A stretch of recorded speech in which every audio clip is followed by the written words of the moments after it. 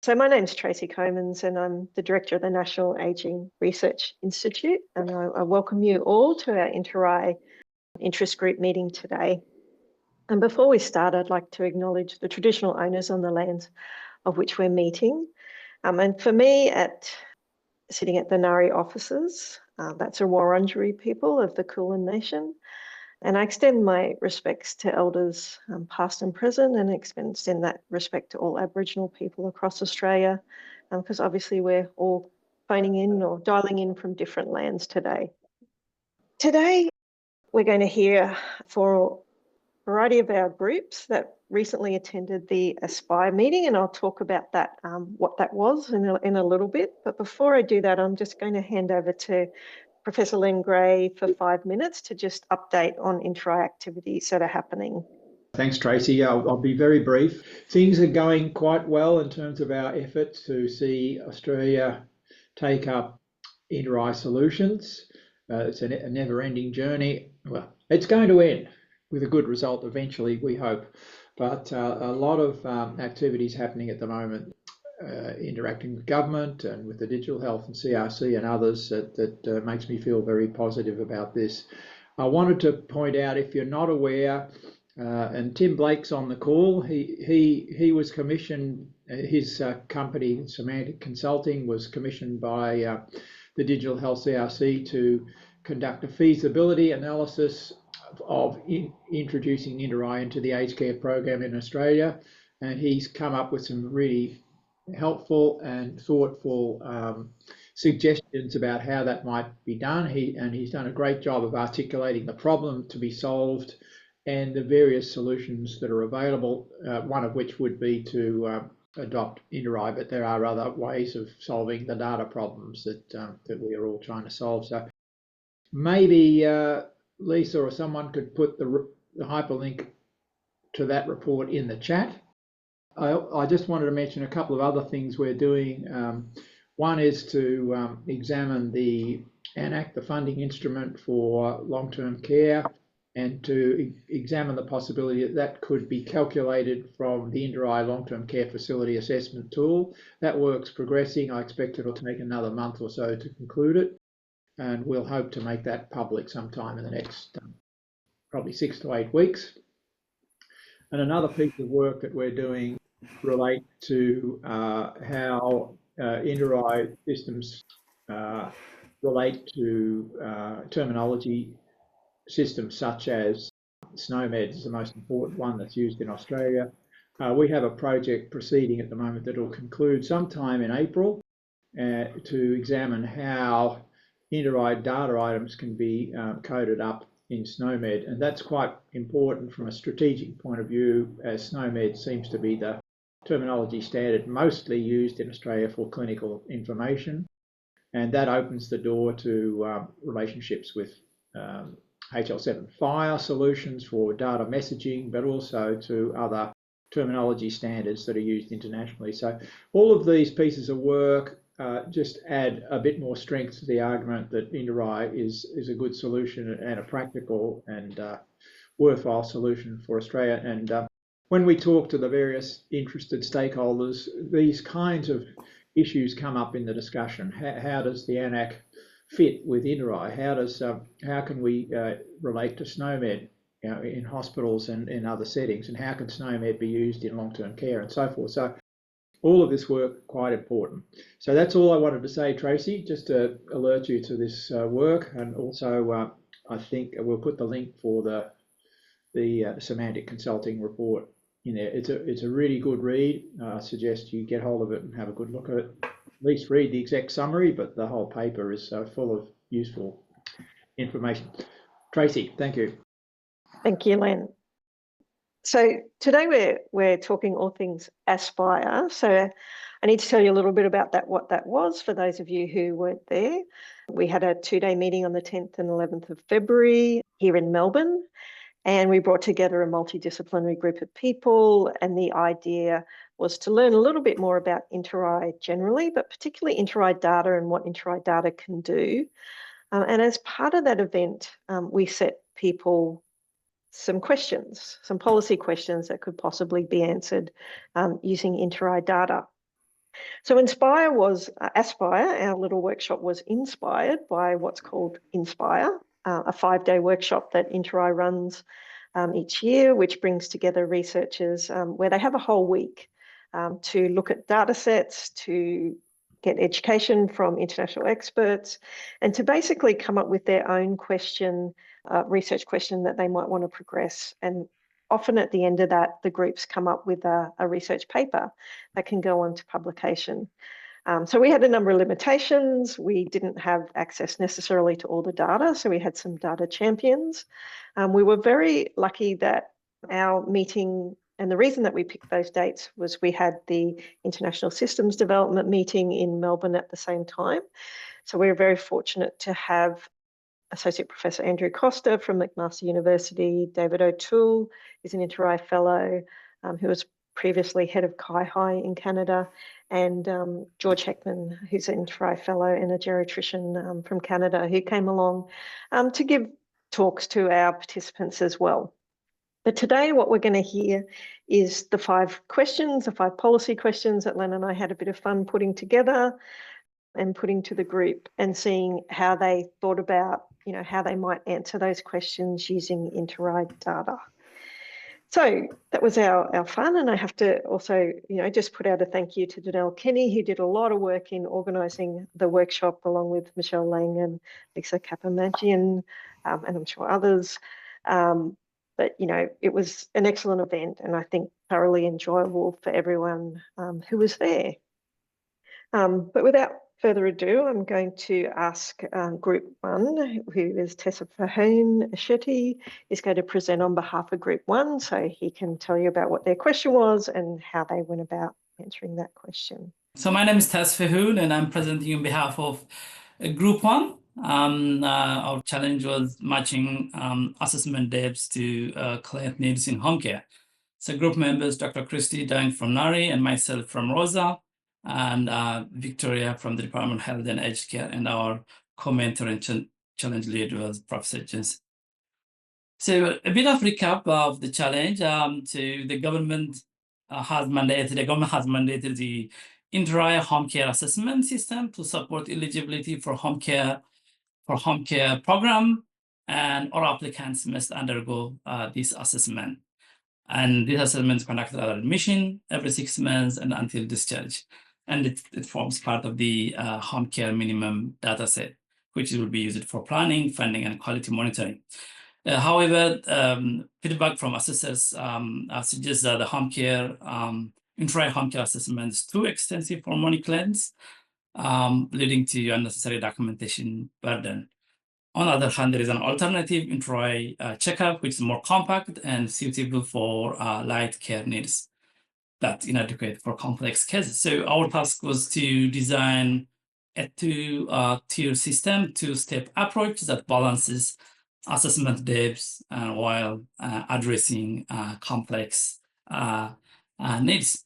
So a bit of probably you all knew about the interRAI checkup and interRAI home care, but did you give a perspective of the interRAI checkup and home care?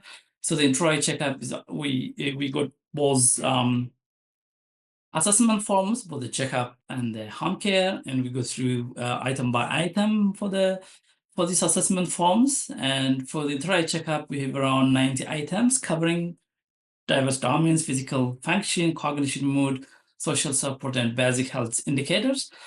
And there is also an optional supplement to the checkup, which is about an additional 70 items. So a total of close to 150-60 items. It's available as an interviewer version and the self-reported version. And it's an excellent tool, triggers further evaluation. While the home care, it's an in-depth assessment. And for home care recipients, it's standardized, comprehensive, and evaluated assessment, clinical assessment, and it's clinician administered. And obviously it takes time intensive. And when I look at the home care, depending on the response to questions, could reach to 300 items. But it's very excellent in producing care protocols, decision support tools, and summary skills to support planning and monitoring. So coming to the our proposed solution to the balancing the assessment need, while also versus the reducing assessment burden.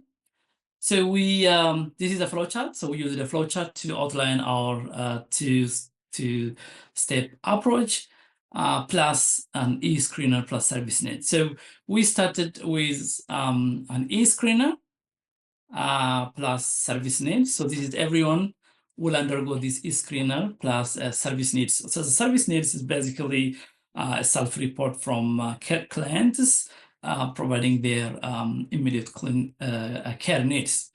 So we have 3 outcomes under this e-screener. We have the low score, moderate, and high score. So we break it into low score and high score. And for the service needs, we break into low needs, moderate or many low needs, and regardless of needs. So if an individual undergoes the e-screening and has a low score, low needs, and then we propose to go refer directly to the provider for accessing the service. So the low needs, it could be what is available under the chips. It could be meals and food preparation, or it could be transport, it could be home or garden maintenance.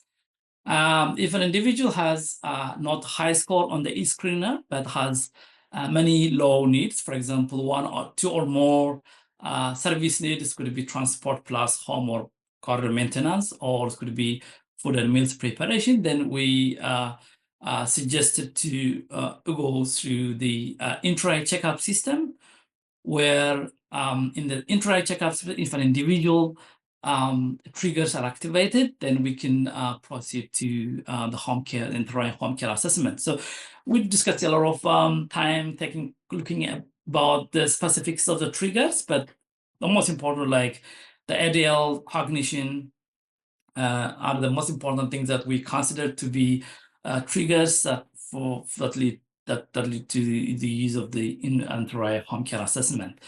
And again, if an individual has high score regardless of needs, then the individual directly goes to the interRAI home care assessment and doesn't need the checkup. And again, if the triggers activated again when undergoing the home care assessment, then obviously it goes to the long-term care facility. So again, we also included a dynamic reassessment tool so that we can update the change in care needs to versus the assessment forms. So we have 2 reassessment depending on the suggested interval at 6 months. So if there is any change in care needs or score, then again we can do reassessment, and either we can go to the checkup or the interRAI home care system. So this is a very dynamic sort of reassessment to choose either the checkup or the interRAI home care assessment. I used this diagram to visualize how the pattern will be in terms of choosing the assessment form versus the care need. I adapted it from the Sin et al. Paper about the Canadian 2-step approach in using the interRAI contact assessment versus the interRAI home care. So when you have less comprehensive, that's the baseline e-screener plus service need, and then when there is, as I mentioned, when there is more assessment need, then you go the ladder to the interRAI checkup, and then finally to the interRAI home care. So we are suggesting the interRAI home care to be for fewer clients, more complex care needs rather than individuals with light care needs to go. The detailed are comprehensive, so we can minimize the assessment burden. So the conclusion is that we say we can use a 2-step approach using e-screener stratification, and then based on the score, we can go to interRAI checkup for light care needs and interRAI home care for complex needs, so that we can optimize the depth as well as ensure the individual care needs are met. And thank you very much, and we thank interRAI Australia for giving this opportunity. Thank you. Thank you, Group 1. We'll go on to Group 2. Thank you so much for this wonderful opportunity. So we've been allocated for group number 2. So that's why the challenge is number 2. So our main theme of the challenge was to identify how good is the care really So in our group, we got a Penny from AIHW and also from Sarah from Regis, Hannah from University of Queensland, and our interRAI Australia data driver was Dr. Nasir Wabi. So our challenge was a bit lengthy in words, but in simple words, what we have to do is like, how can the interRAI data will be used to check that aged care providers are focusing only on publicly reported quality indicators and neglecting some other important aspect of care. So we have to check whether this statement is true. If this is true, then how can organizations use interRAI system to ensure a more balanced and comprehensive approach to quality improvement?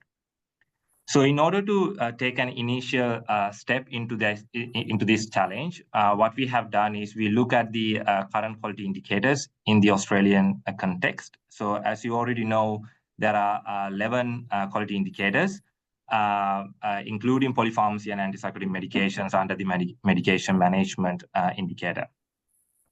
So, so we thought of like selecting a couple of indicators which probably have some underlying problems. So we thought of selecting antipsychotic medications as well as a polypharmacy quality indicator, because at the current Australian context, these two quality indicators are being recorded using the medication chart. The main problem with these sort of quality indicators is that if the quality indicator, such as antipsychotic medication, if there is a decline in that particular indicator, has the use of other medication groups increased. So we won't be able to track those changes because the Australian government is not collecting other quality indicators such as antidepressants or anxiolytics. And also the other problem with those sort of quality indicators is we will be not tracking the behavior symptoms as well as sleep disturbances or sleep-related medications. So these were like some possible questions that arrived during the team discussions. So the possible answer or the potential answer would be to use the interRAI QI medication management system, because in this particular assessment tool, it's not only the antipsychotic medications will be tracked, it also the anxiolytics, antidepressants, hypnotics, opioids, and other sort of drug categories will be tracked as well at resident level. So as you already know, AIHW in Gen Aged Care Data website, these quality indicators will be tracked at national level. This is a very good starting point in Australian context, but another question comes up whether it's comprehensive enough, because we are just tracking only these quality indicators, and we might left other clinical care needs which needs more attention as well. So we thought of like using the interRAI system as the minimum data set, because it's a comprehensive solution which not only tracking the QIs, but also some other clinical information beyond QIs. So such as pain symptoms or opioid usage or behavioral symptoms, as well as UTIs and other depressive mood-related symptoms. So in our analysis, we run a longitudinal retrospective cohort study using the interRAI long-term care facilities starting from 2016 to 2022. So 228 long-term care facilities were included from New Brunswick and Saskatchewan states. Two assessments were considered, which one is at the baseline and the other one is at 3 months later. So in our study, there were nearly 30,000 residents included. Majority of them were females, and a majority of the residents had dementia, and majority of the residents were also coming from Saskatchewan, which is around 57%. We thought of selecting few QIs to approach this challenge. The one is the pain experience. So as you already see on the screen, if we adopt interRAI system, we could identify the number of residents for each and every category of pain assessment at baseline as well as after 3 months as well. And also we could do comparisons between states for clinical indicators like worsening pain as well as improving pain across the states as well as across the time. But in Australian context, the problem is we do not collect this sort of a QI at resident level to do such an analysis. So that was one answer for the challenge. And then we went to UTI QI. So in UTI, you could also see that even though the overall population, there was no such change across the baseline and after 3 months, but there was a change across the states where New Brunswick had a slight increase in UTIs, where Saskatchewan had a slight decrease. So in Australian context, again, we do not collect this QI at resident level or facility level to do such an analysis. Sorry. And the third QI that we used was the sleep medication use as well as the sleep disturbance. This was really interesting because we look at the percentage of residents for the sleep disturbance condition as well as the medication use for the sleep disturbances. So this blue line shows the sleep medication use, where the orange line shows the sleep disturbance. So you could see that in New Brunswick, there was a positive correlation after the baseline and after 3 months, which we would expect. But in Saskatchewan, it was other way around, where the sleep disturbances has reduced since the baseline, whereas the sleep medication use has increased. And also you could see that the proportion of residents in New Brunswick is higher for sleep disturbances, where in Saskatchewan, it is lower than the medication use. So this was really problematic when we were doing the analysis, and it was an interesting finding as well. So this could lead to further investigations on prescribing practices in Saskatchewan and maybe benchmarking with New Brunswick as well. So again, in Australian context, we do not have these particular data sets to do such an analysis across the time periods as well as across the states.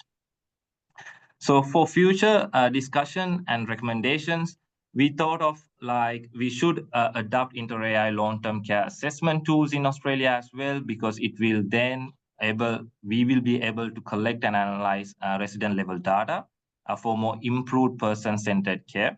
As well as if we adopt this system, the aged care providers won't be do not have to aggregate their QIs at the facility level and submit it to the government portal.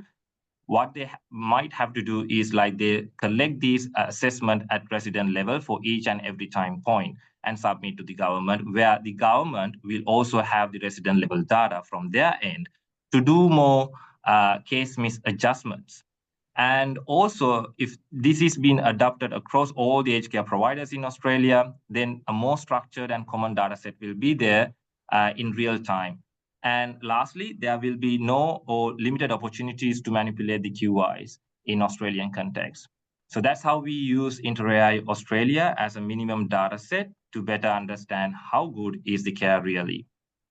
And we thank you for interRAI Australia for providing this wonderful opportunity and the lot of learning that we have.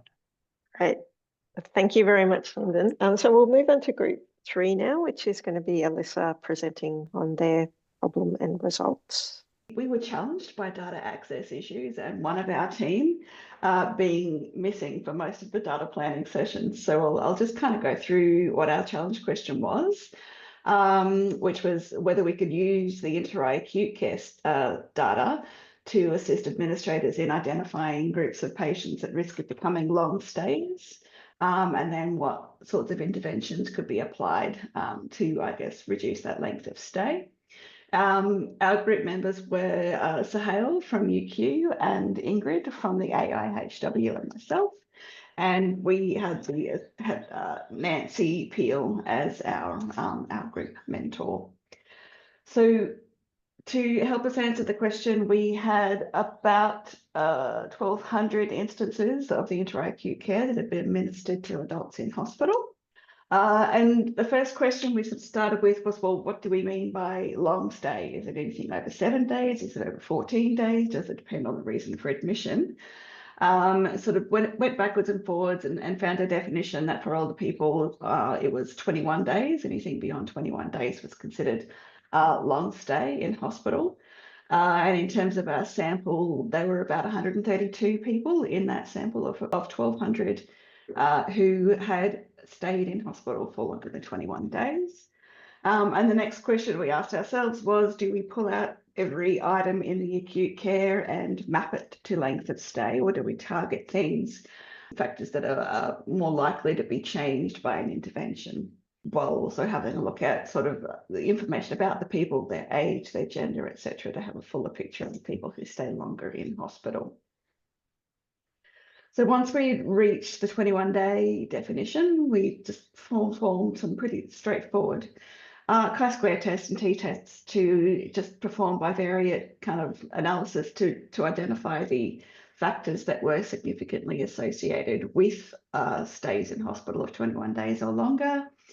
We had a look at demographic information, and then factors like sort of living situation. So whether they've been living in an institution, living alone, whether they had a support person available at home, health and functional status, principally the difference between their pre-morbid activities of daily living and their activities of daily living on admission, the number of comorbidities and the cognition and performance scale, medication and treatment, and then hospitalisation outcomes. So whether or not the person had been hospitalised in the prior 7 days, or whether they hadn't been hospitalised in the 90 days prior to this admission, and what their discharge potential was assessed at.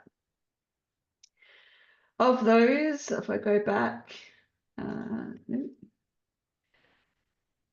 the only ones that actually had a statistically significant association were living alone prior to admission. The difference between pre-morbid and admission activities of daily living, frailty index levels, if they hadn't been hospitalised for more than 90 days prior to this admission, and what their discharge potential was assessed at. So using the information, the data we had, we did very, very simple logistic regression and identified that having support at home reduced the risk of longer stay in hospital. Having intermediate or high frailties, levels of frailty increased the risk of, or the likelihood of staying in hospital longer than 21 days. And for each point of difference between the pre-morbid activities of daily living and the ADL on admission, the likelihood of staying longer than 21 days increased. So basically, the more significant the impact of the injury or incident that resulted in hospitalisation, the higher the likelihood that they would have a longer stay in hospital to recover sufficient independence or wellness to return home, and whether or not they were returned to home or to residential care. What we would do if we had the opportunity was to have a look at different thresholds for length of stay, because there were only a smaller number of people in the sample who stayed longer than 21 days. We'd probably have a look at different thresholds and see if there were a difference in the predictors at sort of 10 days, 14 days, etc. And see if we could identify a point at which certain factors became less important to length of stay. And we would dive into the activities of daily living items to identify whether there were particular aspects of independence that were whose loss was associated with longer stay. But we had to give the data back, so we couldn't keep playing. But that was where we would have gone if we'd had the chance. Thank you, Alyssa. That was great. And some, you know, obviously a good potential for, you know, progressing that project further if, you know, we had our own data in Australia that we could do that with. So next we have Dan Bailiey, who's going to present on behalf of Group 4. Thanks, Dan. All right. So yeah, I'm Dan Bailiey. I'm a member of Len's team at UQ, and our mentor and data driver was Ronald Dendier. So the problem we had was that there was a new quality indicator program, and there was an apparent trend towards improved performance, but there was concern that it might be due to buffing the charts, so people changing what they were reporting to make it look better than it actually was. So the question was, how could we determine to what extent reported information represented real improvement over the period? So our approach to this was to investigate and compare trends between different QIs to determine which QIs had improved, and also look at the nature of this improvement to see if it indicated buffing or gaming of the data, and examine variable level differences for any evidence of drastic change between time points. So had they, just changed one variable to get an improvement in the QI. There was a bit of time pressure. We couldn't look at all the QIs. We had to calculate the QIs from the data we had. So we decided we'd just focus on a few. And one relationship we decided to look at was the relationship between antipsychotics, the QI for antipsychotics, QI for falls, and QI for restraints. So for instance, if there's a focus on antipsychotics, people might be lowering the use of antipsychotics. With that, you might see an increase in falls, or you might see an increase in restraints. So people are no longer chemically restrained, there might actually be increased physical restraints. Or if there's a focus on falls, for instance, you may see an increase in antipsychotics, so that people who tend to wander aren't wandering as much, or people that are known fallers, they might be restrained. So we decided to look at those together. We were looking at the trends of how these QIs were performing together, and also the differences in the QIs between provinces. And the variables of interest were looking at the numerator and denominator over time. So was it a case that people were just being classified as palliative, so they'd be removed from the analysis, or whether and also related factors, so falls in conjunction with cognitive status, hospital transfers, mobility. And was it a case of QIs being misinterpreted to get a favourable outcome and change the QI that way? We only really got time to do some preliminary investigations. With falls, there wasn't really much of a change for the two provinces. So falls shown there in blue, antipsychotics in orange, and restraint. So we did see in both provinces there was a slight increase in antipsychotics and also a slight decrease in restraint. So with those QIs, that's something we'd focus on further. But to look into it properly, you'd have to have time to look at all the QIs and see what other trends were there. But yeah, bit of an indication there. But yeah, it was great to see what actually goes into a QI and how you actually calculate it. So yeah, it was very good. All right, thanks a lot. Great, thank you, Dan. So our final group, we had our 5 groups, is going to be presented by Danelle Kenny. Thank you very much for the opportunity to present the work that we did at the Aspire conference. I was the data driver for Group 5, and it was a very tight time frame, and obviously didn't get to all of the investigations that we wanted to. I would also like to thank the University of Waterloo and Andrew Costa from McMaster for access to the data set that we used for this. We obviously have no data sets even remotely close to what these data sets offer in their richness and coverage and sheer size. So the opportunity even to access this data just through the drivers was fairly phenomenal for most of our participants. I think most would agree. So Group 5 were looking at the one aspect of the benefits of the interRAI assessment system, which are the CAPs, so the clinical assessment protocols that are triggered that can identify clients at risk or having higher needs for clinical intervention. So it's not just a case of saying what's going on with these people, it's also an opportunity to do real-time care planning that can be updated. So what we were looking at was confirming whether those clinical assessment protocols inbuilt into the interRAI system were being used appropriately, and with sequential assessments, were we able to see that the CAPs were in fact being actioned. So we, as I mentioned, we used a large Canadian home care data set.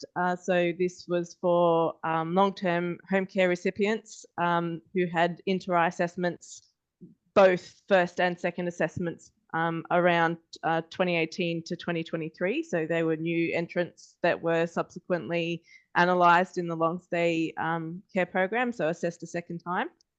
we didn't have much chance in over the 2 days, those few hours with the data set to go much past looking at the profile of the CAPS triggers.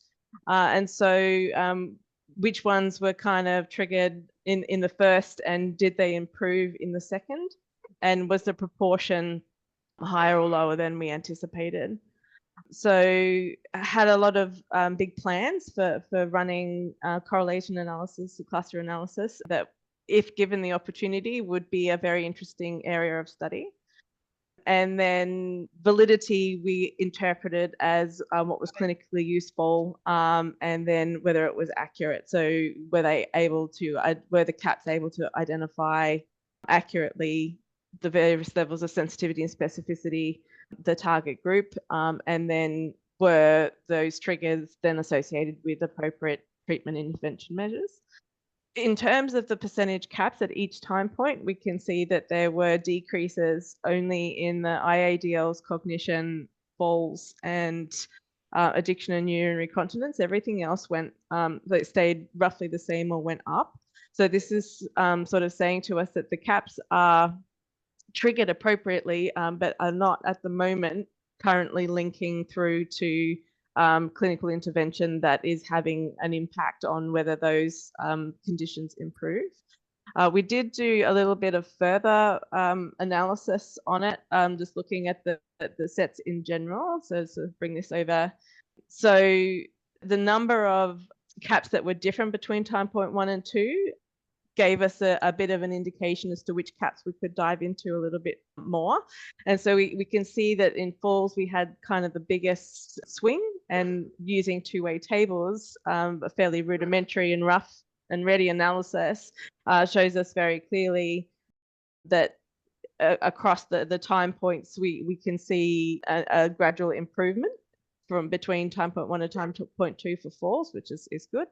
But then when looking at some of the smaller CAPs that weren't actually reported on, so dehydration was one that we initially thought may be of interest. And what we find is in the home care setting, a lot of those CAPs weren't actually reported. So it's difficult to interpret. So yeah, a lot of potential, a lot of things to aspire to, and a lot of work still to do. Really, it's a good opportunity to look at how the interRAI data sets can be used to inform clinical care, and in the use of real-time care planning that's updated in real time. So that's group 5. Thank you very much. So thank you very much. I think that's been a really good overview of the different projects that happen, and I guess the insight into the power of data that's collected consistently and that has robust definitions for each data item, and that is all linked together. So, you know, you've got sequential measurements. People were looking at data sets that might span 5 or 10 years. And that can give you really powerful insights into what's happening over time and the different relationships between different indicators of quality, for example, that with our current way that we're collecting quality indicators in Australia, we just can't get.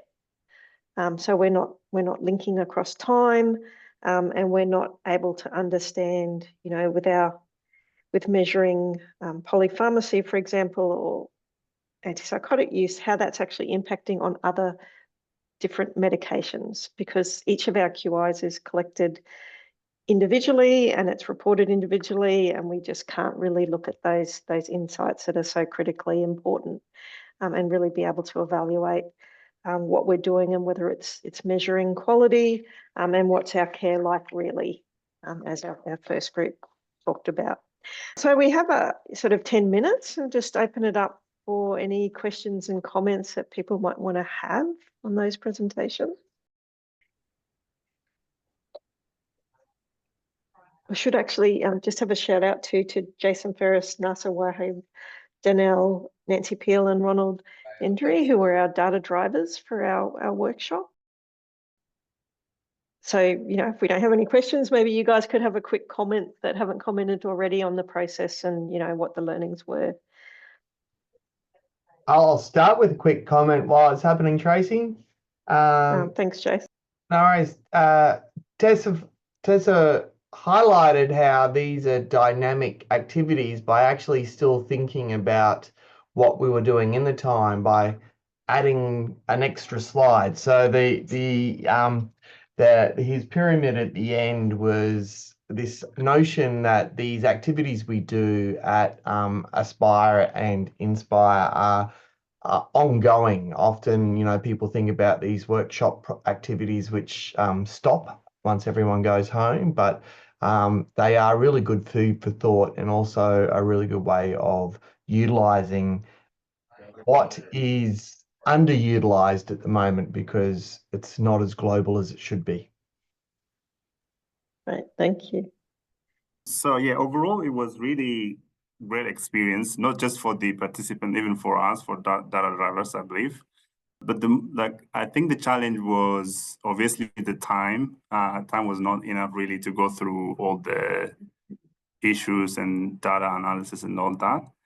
And also the limited option of the software, to analyze the data. But overall, it went very well.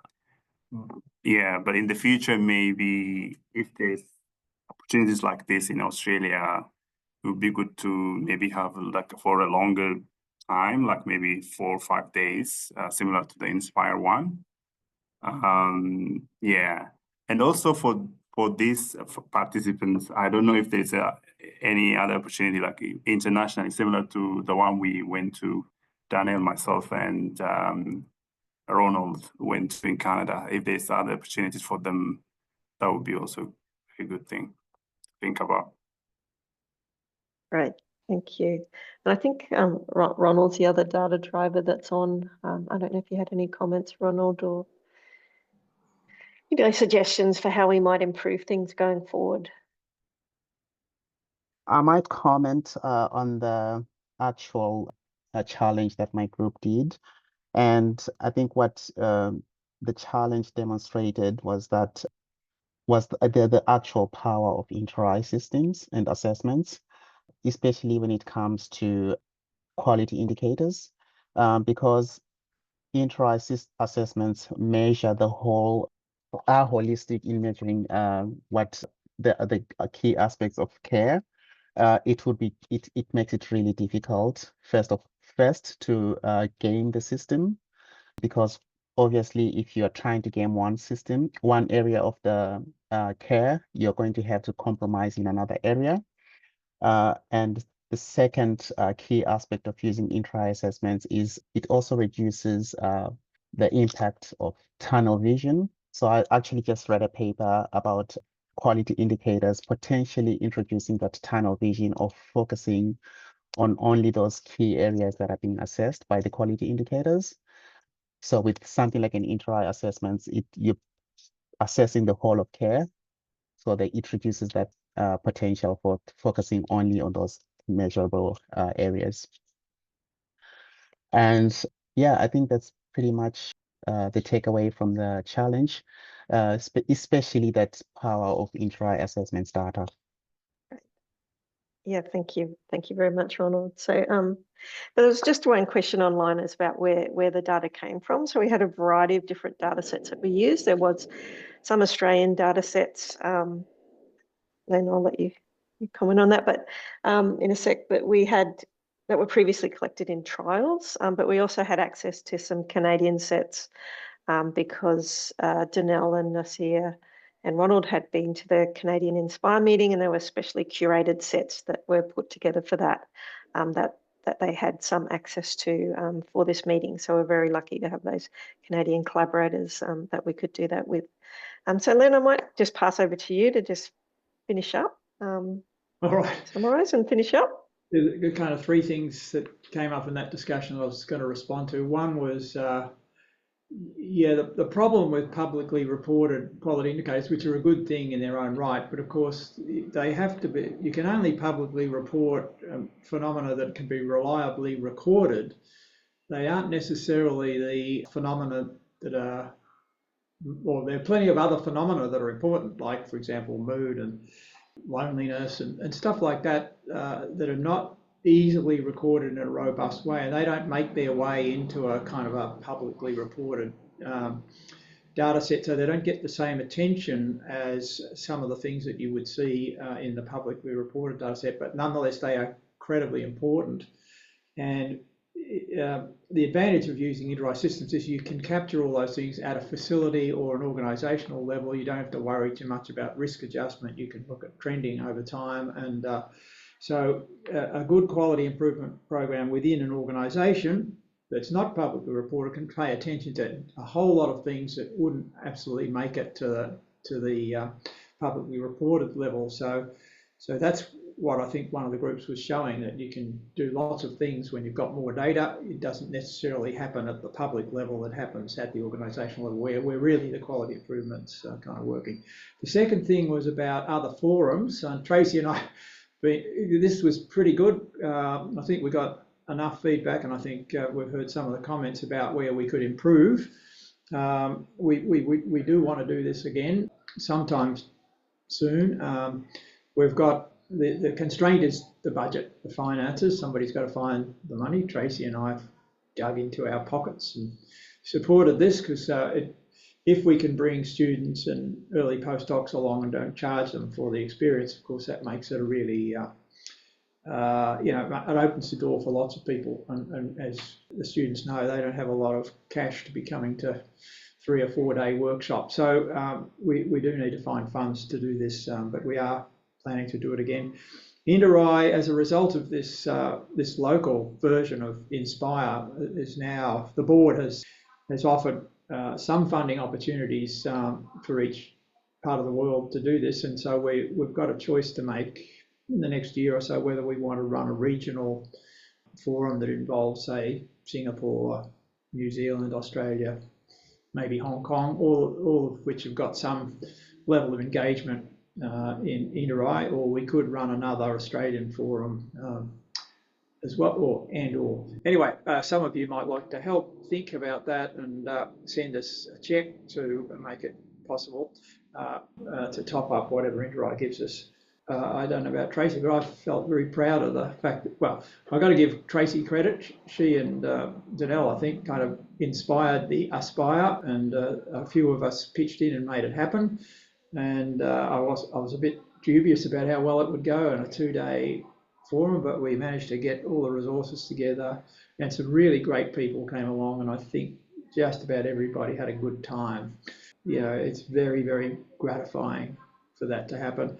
And I think the scenarios illustrate just how powerful having good quality data that's comprehensive can be to system improvement and facility level care.